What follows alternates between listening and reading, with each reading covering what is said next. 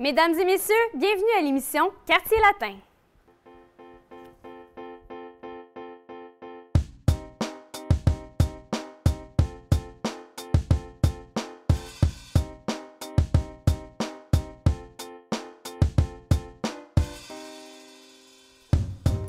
Aujourd'hui à l'émission, on va parler de l'histoire de la cuisine au Québec.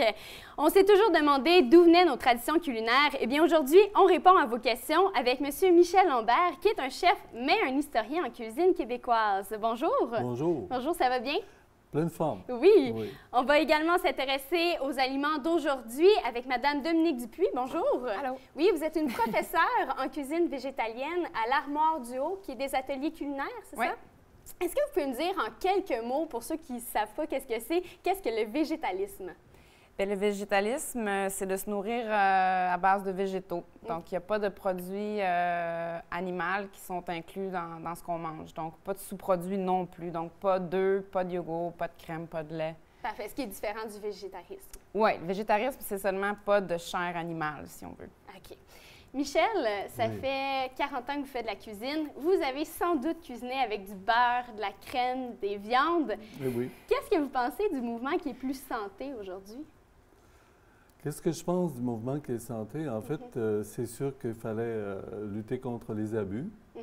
Mais moi, j'ai une pensée un peu différente parce que je m'intéresse beaucoup au patrimoine. Puis autrefois, on se nourrissait, c'est comme les hommes primitifs, dans le temps qu'il n'y avait pas d'autre chose que des grosses bêtes et on vivait sur la neige et à l'époque, je dirais, de la glaciation, il a bien fallu manger autre chose que des légumes.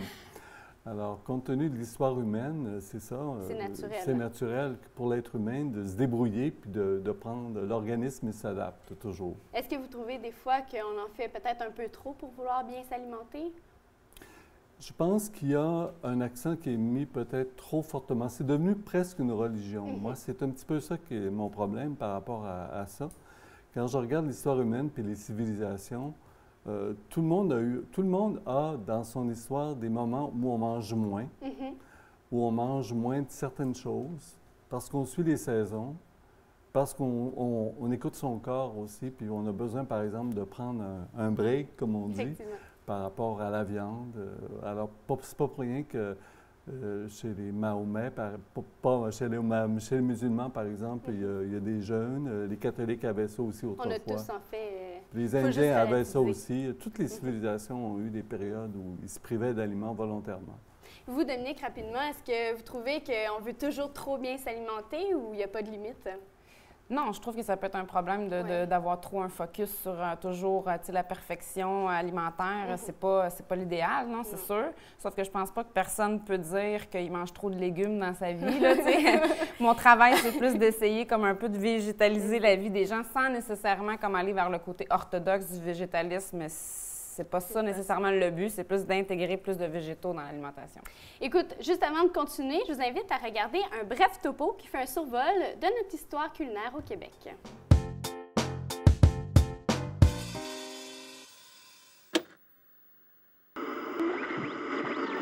À l'ère de la colonisation, les cales des bateaux des colons arrivaient remplis de bons vins, d'alcool de prune et de bonnes recettes de gastronomie française. Dès lors, la nourriture québécoise d'antan se caractérise par une cuisine riche en calories et savoureuse afin de contrer le climat hivernal et rassasier l'appétit des défricheurs. Du 18e au 20e siècle, on retrouve autant dans les foyers que dans les auberges la cuisine traditionnelle québécoise. On parle alors de la soupe aux pois, des fèves au lard, de la tourtière, du ragoût de pâte, des têtes fromagées et encore.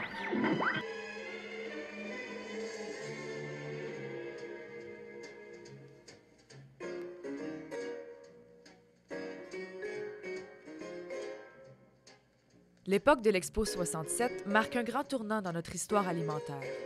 Les Québécois goûtent alors à des saveurs venues d'ailleurs et développent de nouvelles habitudes grâce à l'arrivée de nouveaux chefs immigrants.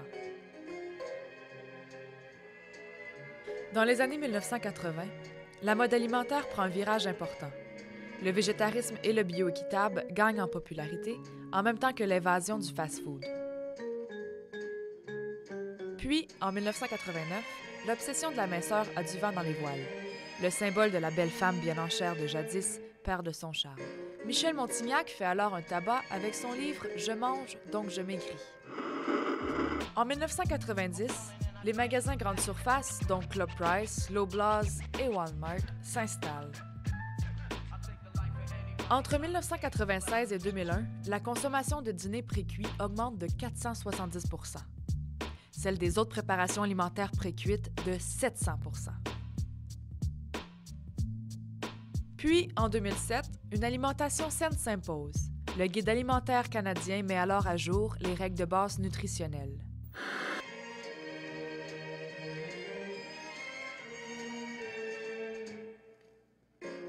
Malgré tous ces changements, il fait plaisir de constater que certaines traditions culinaires sont restées pour nous rappeler que le Québec détient une cuisine hors du commun.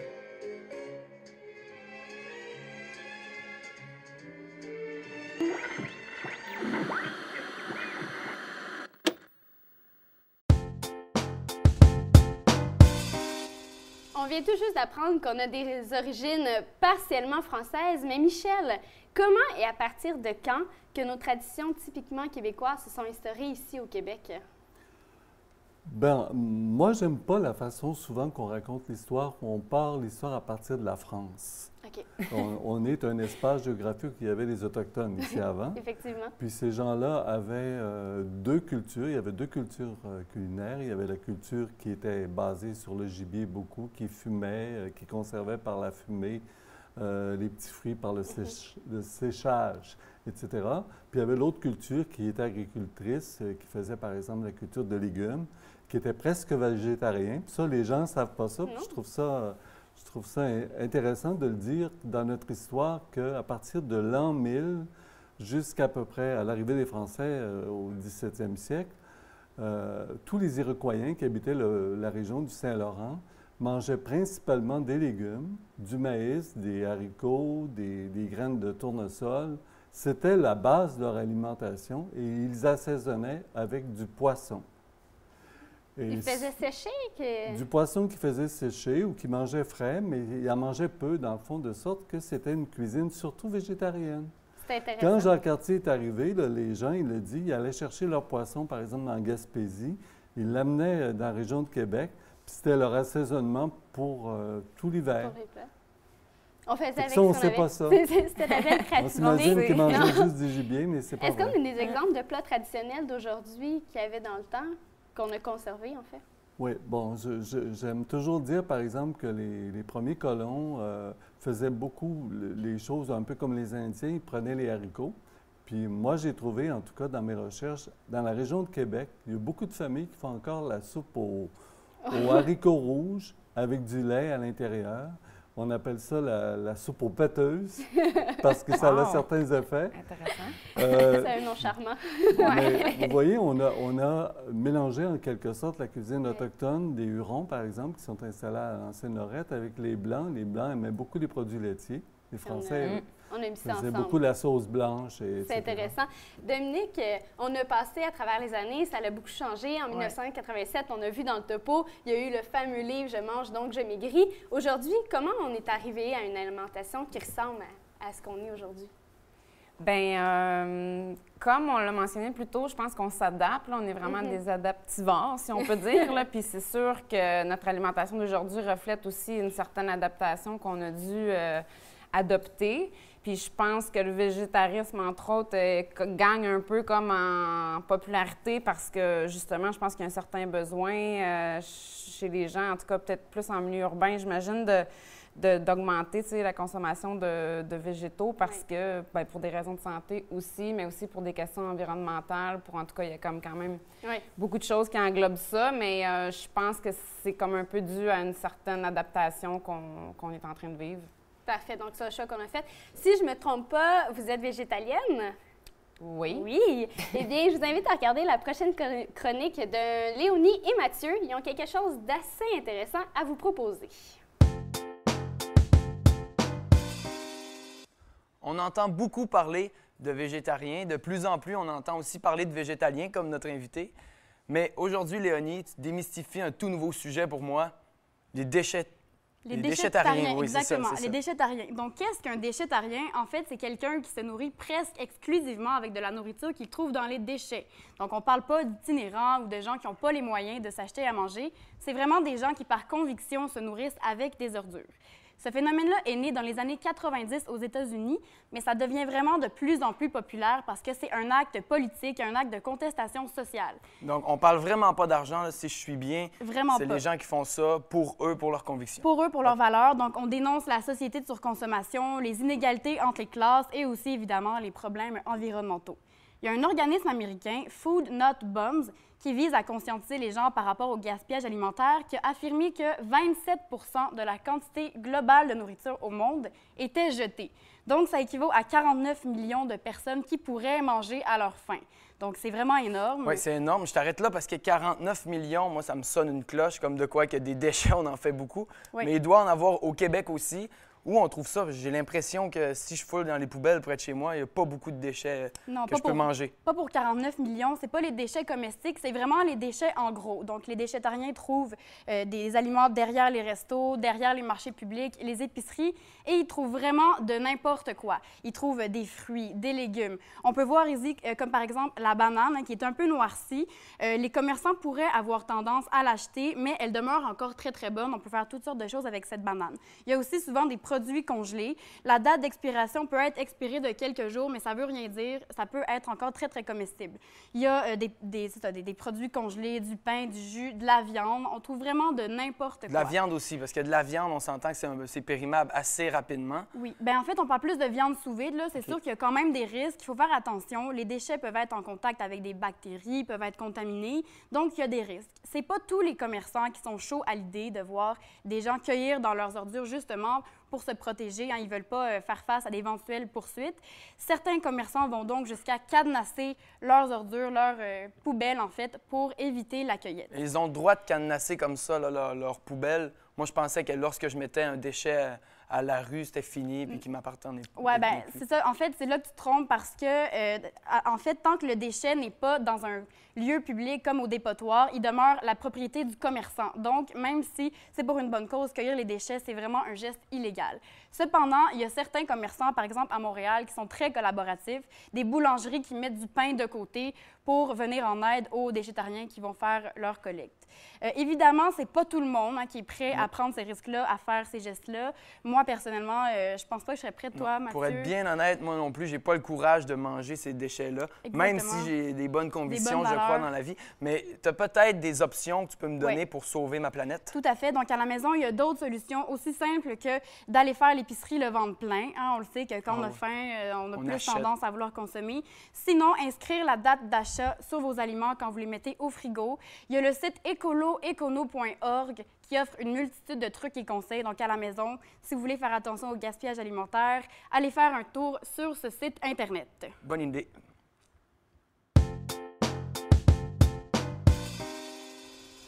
Dominique, est-ce que tu serais prête à intégrer le déchétarisme à ta cuisine? Bien, peut-être pas. Par contre, je suis vraiment contre le gaspillage. C'est sûr que je suis contente qu'il y ait des gens qui le fassent puis qui puissent utiliser ces trucs-là à leur avantage. Là, tant mieux. C'est sûr que c'est peut-être pas... Il faut être audacieux. Oui, j'ai peut-être pas le goût tant que ça. J'essaie de juste pas gaspiller pour pas me rendre là. Mais effectivement, s'il y a des gens qui peuvent en profiter, tant mieux. Tant mieux. Vous, Michel? Moi, ce que je conteste surtout, c'est un petit peu notre manie d'avoir toujours des beaux fruits et des beaux légumes parfaits, là, tu vois. Je vois des gens, par exemple, qui vont vouloir avoir un poivron complètement carré. Puis si c'est pas carré, ils ne le prendront pas, ils vont le mettre de côté. Il faut avoir travaillé dans une épicerie pour se rendre compte combien de légumes vont aux poubelles parce qu'ils n'ont pas la belle forme que les gens veulent acheter. Mais justement, vous parlez d'épicerie.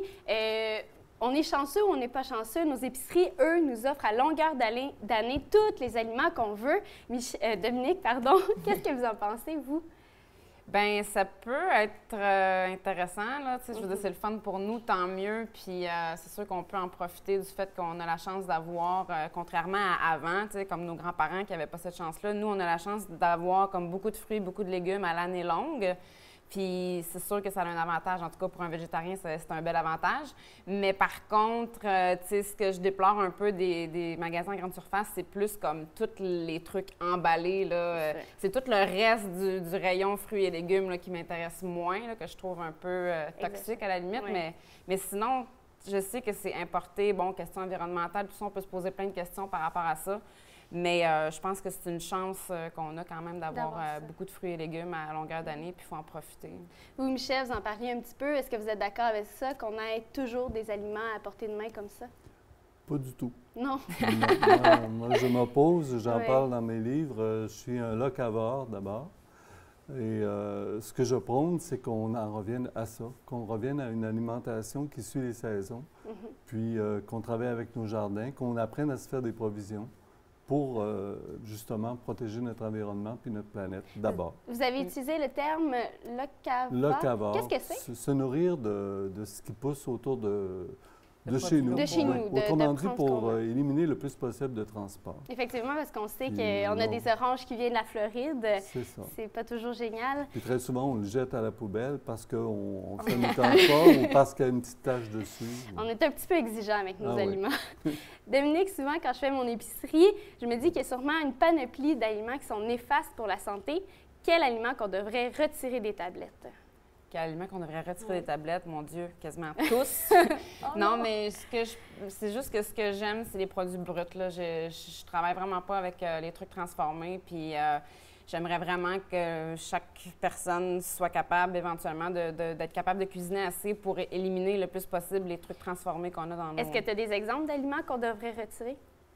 Ben, je sais pas, peut-être comme exemple les céréales à déjeuner, là, tu sais, juste cette allée là, de tout coloré de céréales à déjeuner, entre autres, là, je veux dire, pourquoi on se fait pas du gruau, des galettes sarrasin, je sais pas, il y a comme plein d'autres options qui sont vraiment plus saines, qui sont... Qu'est-ce que c'est? Ouais, tu sais, tout ce qui est transformé, ça peut nous dépanner, mais ça devrait pas être à la base de notre alimentation. Effectivement. Michel, est-ce qu'il y a justement des aliments qu'on cuisinait avec et qu'aujourd'hui on a oubliés, mais qui devraient revenir? Bien, en fait, moi, je trouve qu'on suivait les saisons avant. C'est plutôt ces habitudes-là qu'on devrait être retrouvées, qu'on devrait reprendre. Par exemple, au début du régime français, pendant l'été, les Français mangeaient des viandes, mais très peu. C'était une fois par semaine. Et quand ils le mangeaient, ils mangeaient avec des salades. C'est très santé, ça. Mais l'image qu'on a, qui ont mangé des ragoûts, puis etc., ça arrivait une fois par année dans le temps des fêtes. Faut pas penser que les gens mangeaient ça tout le temps. Il y a tellement de préjugés qu'on a sur notre cuisine. Là. Dans le quotidien, les gens mangeaient beaucoup de légumes. Ils faisaient, par exemple, une sauce blanche avec des haricots jaunes du jardin qu'ils venaient d'aller ramasser.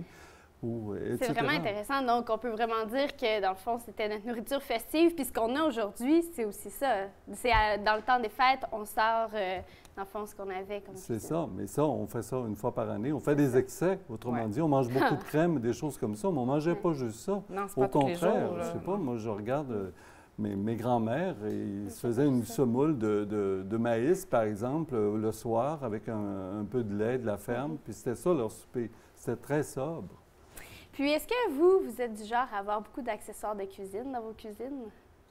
Ou vous êtes raisonnable? Moyen? Bien, pas tant que ça. Là. Je pense que j'ai beaucoup d'engins quand même sur mon comptoir. Là. Mais je veux dire, je pense pas que je suis excessive. Vous êtes pas... Écoute, je vous invite encore une fois à regarder la chronique qui fait un survol